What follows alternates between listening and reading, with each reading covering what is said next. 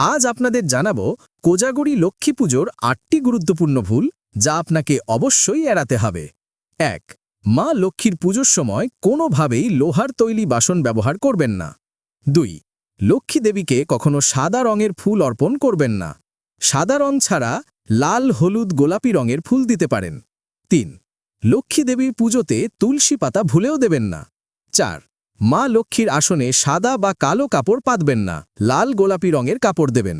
এতে মা লক্ষ্মী অত্যন্ত সন্তুষ্ট হন। ৫.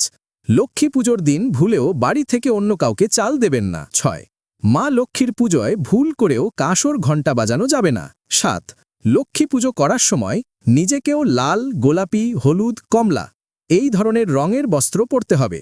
সাদা বা কালো বস্ত্র একেবারেই পরা যাবে না। ৮. লক্ষ্মী পুজোর দিন যে কোনো কাজে কলা পাতা অবশ্যই ব্যবহার করুন। আপনি কি চান মা লক্ষ্মীর কৃপা